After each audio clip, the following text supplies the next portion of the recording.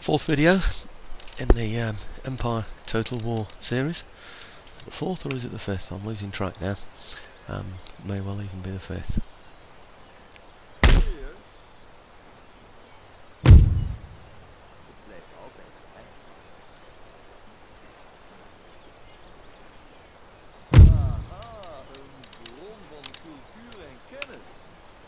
Okay, I've moved my agent over into the Prussian school. Do you remember I started that in the first turn? This is the second turn of the game. At least I know where I am in terms of the game. We're trying to steal some research there from the Prussians. I've gone for the plug bayonet. Also, I'm looking at my relations with my neighbours. I'll do anything to get an alliance with them. Well, not so much an alliance, I want trade agreements certainly with them. I can only trade with certain nations. I can only trade by sea, depending on the number of trading ports that I've got, so I am a little limited in that. Over land I can trade with my immediate neighbours. I can't trade with Spain, I can't trade with France because they won't trade with me. Alsace Lorraine and Flanders are bordering, but I can't directly trade with those. I can trade with Hanover and also with Westphalia, I believe. So it's a case of trying to get them to sort of accept me as a friend. I'll give them anything. I'll give them money. I'll give them access to my lands. I'll do anything in order to get that from them. Their trade is worth about 500 per turn. So even paying, say, up to 1,000 would be worth having it, as long as I can keep it for about 2 turns. I'm going to get my money back on that. It's a direct land trade, so nothing can sort of jump in there and take that away from me like they can at sea.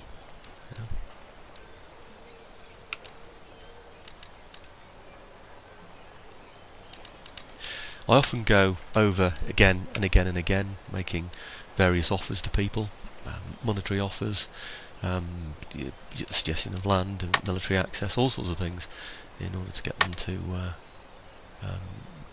trade with me. The overseas trade, I've got lots of ships. I haven't looked at them yet in this game, but they are there. The merchant ships are all there in the Dutch East Indies. But it's a bit like fighting a battle with the artery, travelling all the way along the outside of your body from your feet to your brain. At any time that can get severed, and the enemy forces in this game know that as well. My ministers each have qualities. I need to make sure that the ones that I've got are the ones with the best qualities. Some of them have 0 qualities. If you kick them once, well, when you kick one person, you can't then try again during that turn. You can only boot out one person of your cabinet once in every turn. So I'm looking to get one that minimises the cost of my land armies and my overseas armies. Just having a quick check on here of the regions, just to see which are the regions that are most in danger, and ending the turn. Now, I don't know if you remember, but I did say that I was going to cut out all the other movements. Just put the British and the French on there, and then jump to the pirates. So it would scroll through all the others, of course, normally. I'm not going to do that because it's just a waste of time looking at Dagestan, etc. I know I'm repeating myself. These are all the things that have happened during the turn end. Nobody's attacked me, so we've not had any pirate fleets, so nobody attacked my fleets. I think I'm at ports anyway, so I'm fairly safe from that.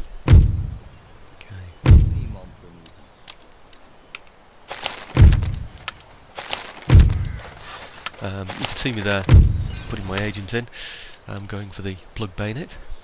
And I often sort of like scan the screen just to see what's going on. I know we've seen the movements during the game, but sometimes something might have happened, that didn't show up at the turn end. A lot don't even show other movements during the campaign end. They just have all the flags come along and they can't see what the movements are on the battlefield. I would normally choose that, but I think it's good for people who are unfamiliar with the map, to see how other nations are moving around sometimes. Okay, I'm looking now at how many troops I'm going to need in Flanders, how many I can afford, looking at the resources that I've got. how big my fleet is in the English Channel, how safe it's going to be, how close it is to my port as well, because everything has like a zone of control around it, and you can see there that sort of darker green sort of area, not the sort of paler green I should say, that's the zone of control of that ship there.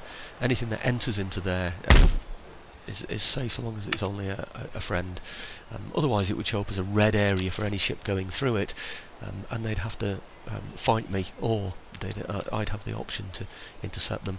So I'm still growing that that fleet there in the middle. They're only small ships, they're just brigs, fairly fast. I think they're about 26 guns on them. They're not brilliant ships, but at least they are offensive ships, and I can produce one every turn. You can get Floyds, they're big merchant ships. They're quite expensive, and also expensive to upkeep as well as to buy. They're very, very slow as well. They do tend to slow down your attacks when you're going in against enemy fleets, and they take 2 turns as well. So I prefer to get brigs at the moment. They're the best I can get in Europe. Okay, just looking at my troops there. You can see, of course, that I've got no guns in there. They've all been removed. You know, the guns, the fixed artillery guns that you get at the beginning of the game, you will get 2 of those. Get rid of them. They're just going to cost you money, waste of time. There are his troops in there. I did say that I'd reduced him down to 3 last turn. He's actually got 4 in there. What I meant was 3 effectives in terms of what he can attack me with, or even what he can defend with. If I attack him in his town, then that gun is going to be behind his own buildings, so it's really going to be ineffective. If you remember, I took out his general, and of course the general's cavalry that goes along with it last turn. Okay, just having a look now over at the Caribbean, we can see that it's now replenished. You know, the town is fixed, and so are so is the port, which means that we can now produce ships there if we want, and we can also recruit troops there. It's not our best place for recruiting troops. We have other places. Here we are. From here we can get our regular infantry. They're the ones that we sent over to the pirate island before. We're going to recruit some more of those, and then the intention will be to go and pick up the ones from the other place as well. We haven't got a lot of resources, so we need to use what we've got. So any troops that we've got hanging around, we're going to pick them up and use them. If you remember, right at the very beginning of on my first video, there was some ships that I attacked, some pirate ships. I stole one of their ships, and I took the money from the rest, but that meant that I had a slightly bigger navy. It is an advantage. If you keep your same size navy, you are vulnerable when you're in this ocean.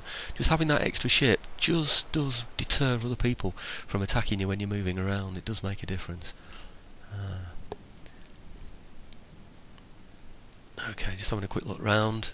Mexico, Guatemala, Cuba's up there. Mexico's an expensive place for, well, it makes loads of money, I should say. Quick look at Ceylon there. Just to see what's going on. What I'm doing is looking around to see if there are any ships, any enemy ships that have entered the theatre there that I didn't see when the game ended, when I was looking at movements there. Okay. There'll come a point when I feel decently safe enough in here to be able to do something with this fleet. At the moment it's simply holding on at my port there. It will come in handy. Trouble is, if I move it from there into Europe to help with Europe, it's out of action for a long, long time. So although it's out of action sitting there in the port, it can act immediately, whereas if it's in transit, it can't act at all. Okay, looking through all the different nations. I'm looking at which ones can trade with me, which ones that can't. You'll see I'm at war there with Spain, and I'm also at war with France. And you can see I can only trade by sea, that's the one that looks like a ship, with a couple of nations.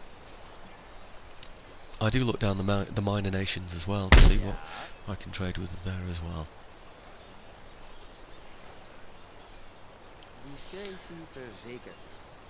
Okay, this is my agent going in here now.